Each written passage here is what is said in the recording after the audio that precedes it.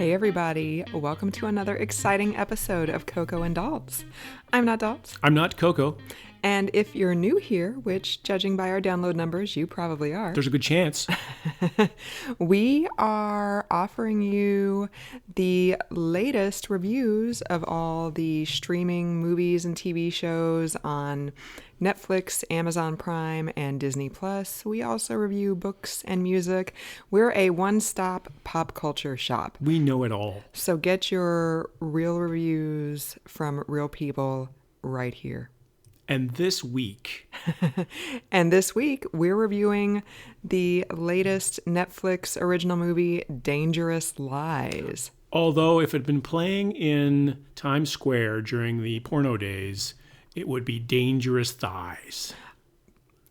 Okay.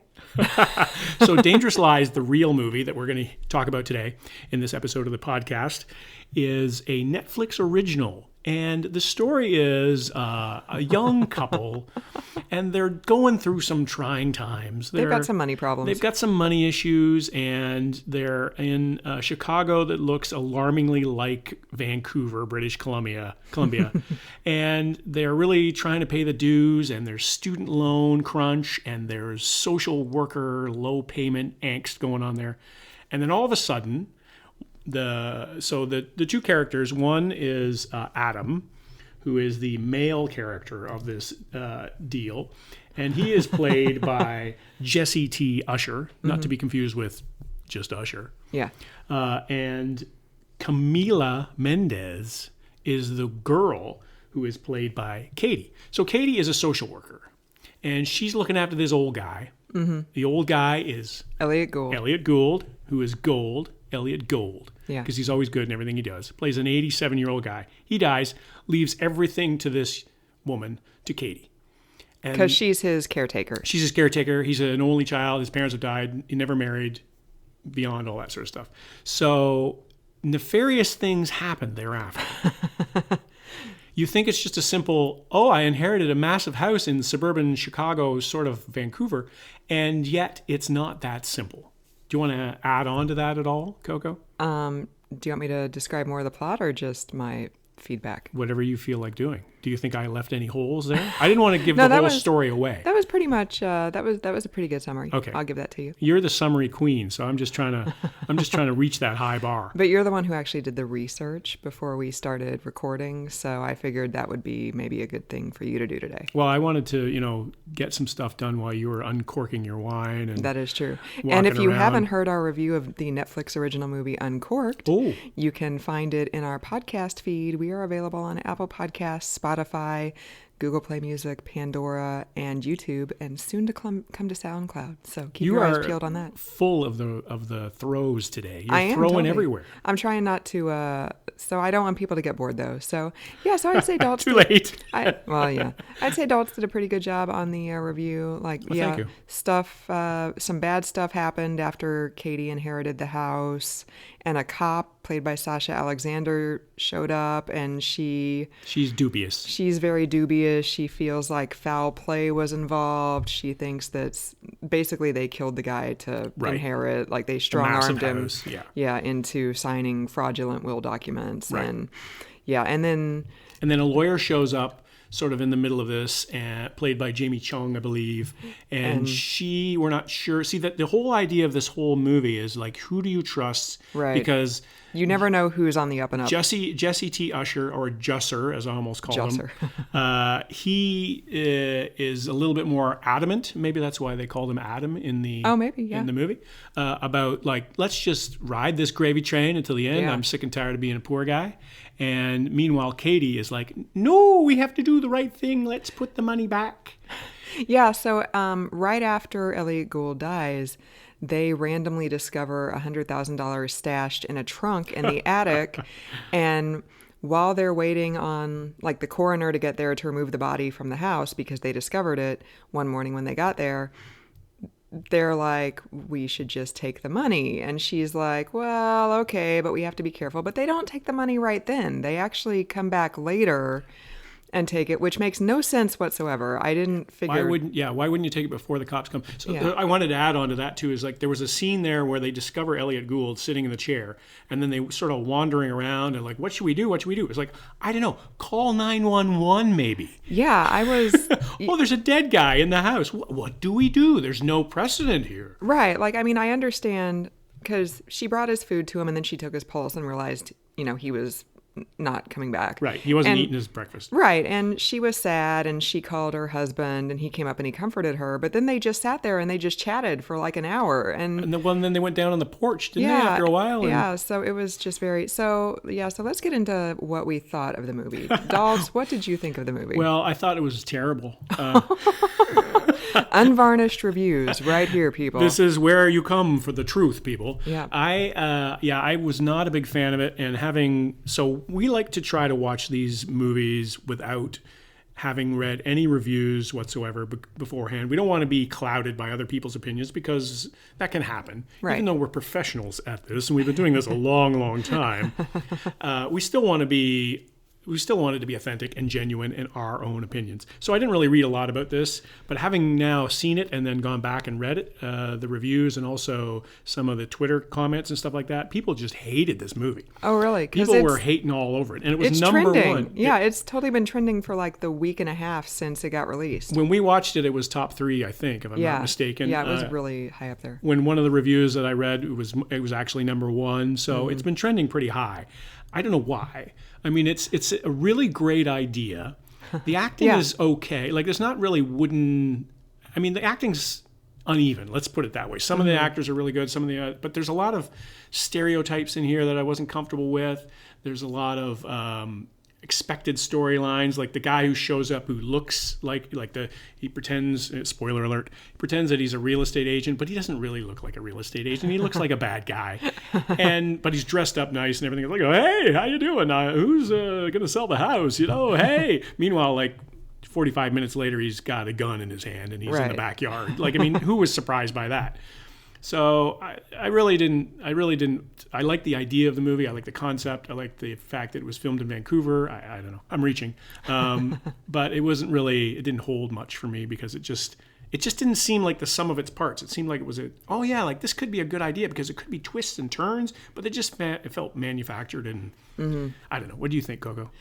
It was, it was entertaining. I've said this before. I didn't get to the end of it and think like, oh my God, I wish I had that hour and 45 minutes of my life back. Like, it was fine. It held my attention throughout. Like, you did wonder who's trustworthy, who's not trustworthy. Like, Adam's character was definitely steered in the direction of, like, even the cops suspected him of having something to do with Elliot Gould dying. So, well, and there was also the part, like, he was involved in this thing at the very beginning of the movie where he comes in and saves, the diner is being robbed that his wife is working in. He comes in and saves the day by knocking the guy out with a frying pan, kills him, apparently, right? Did he kill him? Or? No, he did not kill him. Oh, he went to jail, yeah. Yeah, the guy went to jail, and then the guy got shanked in jail, and then the guy died. So that was another reason to be suspicious, because apparently the guy who held up the diner worked at the college where Adam was going to night school, so the cop thought maybe there was some kind of connection there. I thought they were laying the foundation there. There was a groundwork of a thread there, if I can mix my metaphors, and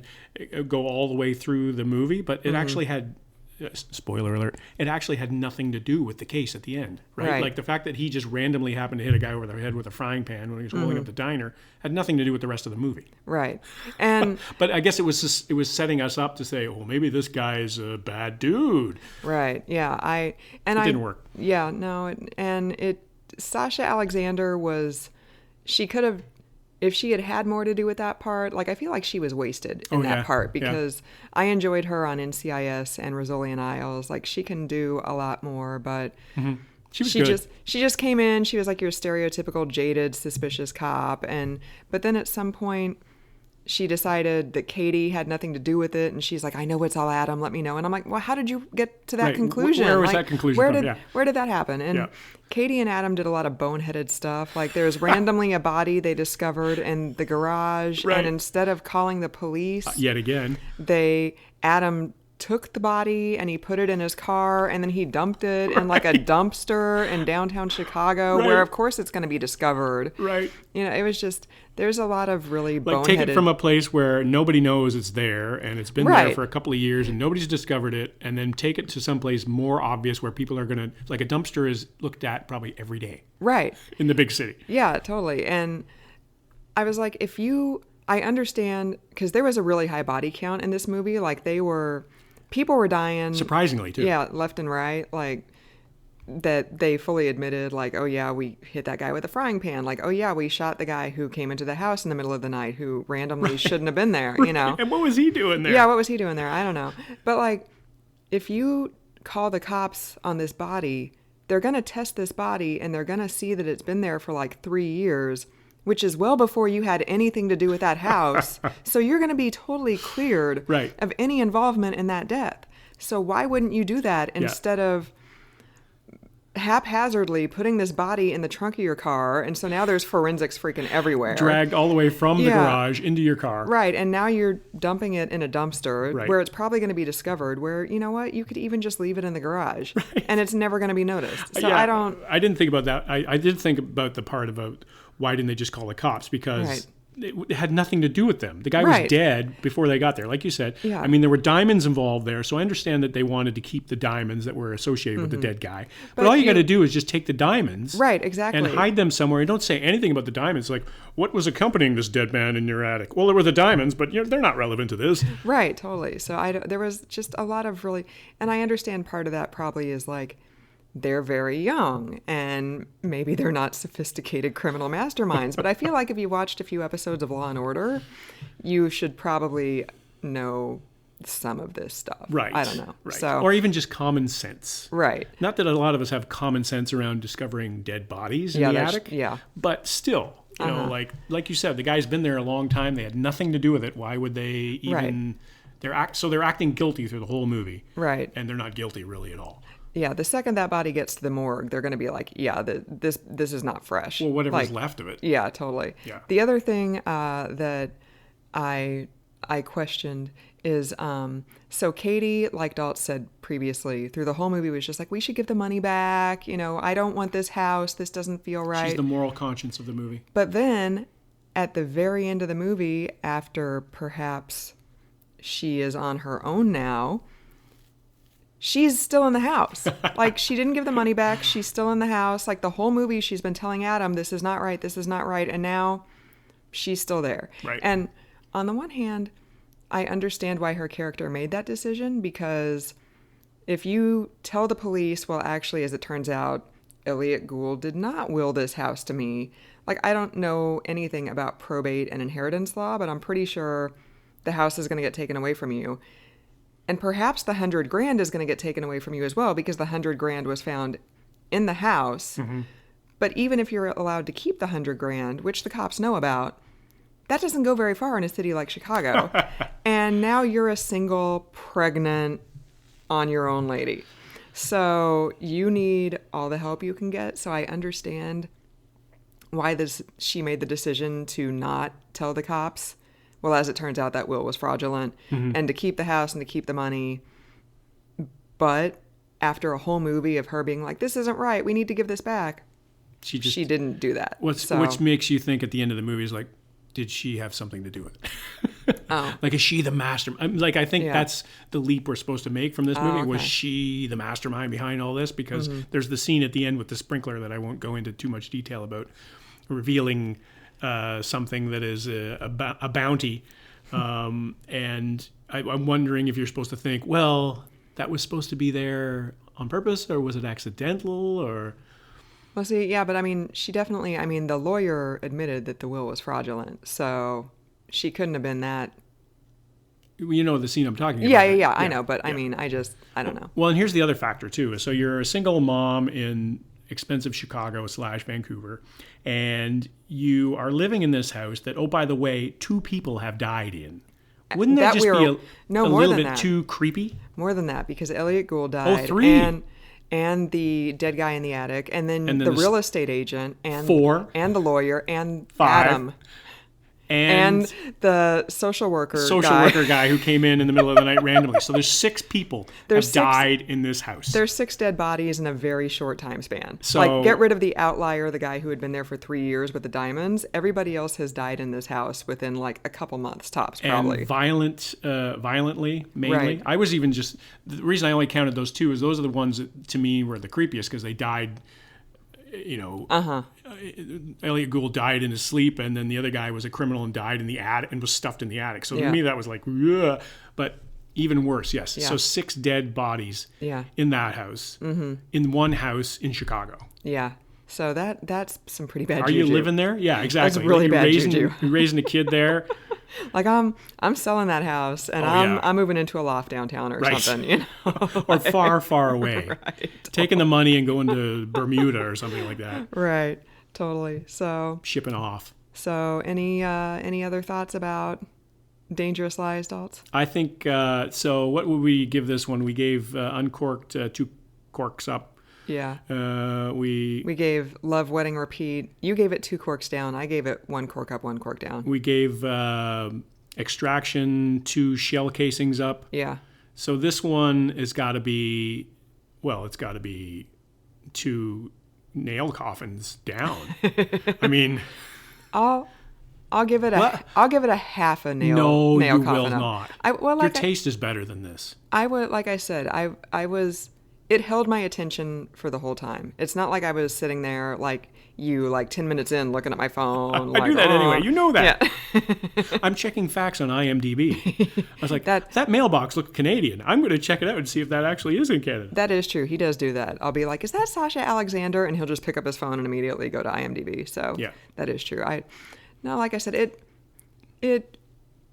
it was not the best thing I've ever seen in my life, but it was entertaining for the 90 minutes that we watched it. So I'll give it a half a shell casing up. I would have rather watched an hour and a half of Leo DiCaprio putting laundry on his line. Wow. Than watch that. Wow. It was just not. It just did. It was just one impossible thing after another, one stupid move after another. Like, it just seemed to me like I was like, oh, this is going to be good. And then it wasn't. You know what I mean? Like, it was setting something up, and then it just went complete left turn. And you're ready to believe that Jesse was the bad guy. And then all of a sudden, let's get out of here, Katie, because, the cops are coming. Like, he was all of a sudden a good guy. Like, it was all these uncharacteristic changes. You know what I liked also was when she came home from the lawyer or whatever, and he had the diamonds, and he was like, yeah, let's get out of here. I'm just going to go freshen up. And I'm like, who does that? Like, you think the cops suspect you of probably multiple deaths. Right.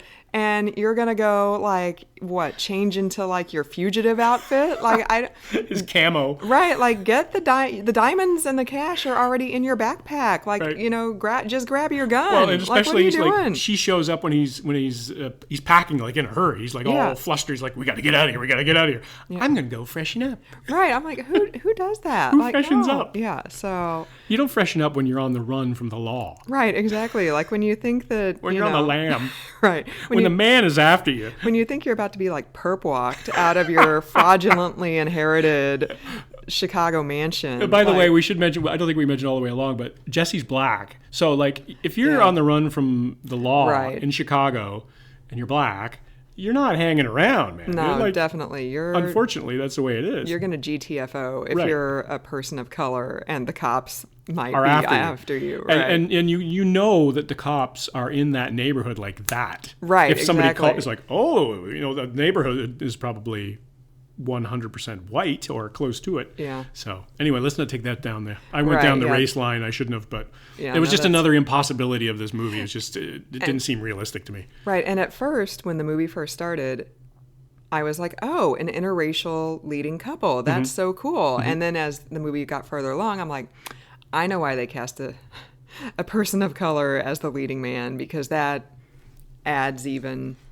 gives the cops even more reason to be suspicious of him because of racial profiling. Right. So, and that was sort of what I was talking about off the top, where there were some stereotypes that I wasn't comfortable with. Like, Jesse was the guy who was like, I'm not doing this, I'm taking the money. Like, he was not the moral compass of the movie, whereas she was. And it seemed like to fall along a stereotypical line to me. It's like, well, you know, I don't think that's necessarily the case, you know. Right. But I mean, yeah, they could have flipped the races, and it could have been like a white or white passing husband and a wife of color, and they could have done that and kind of turned things on their head, you know. Right. I don't know. Anyway. But so, long story short, long podcast short, don't watch it. Although Coco says watch maybe a bit of it. I mean, like, okay. So if you want to let us know what you'd like to hear us review next, give us an email. You can reach us at cocoandadults@gmail.com. You can find us on Facebook at Coco and Dalts or on Twitter at Coco and Dalts. You can also check out our website, soon to be revamped. Yes. cocoandadults.com. So for another edition of the podcast, episode 59. Episode 59, the big 6-0 coming up. Yep. I'm not Coco. And I'm not Dalts.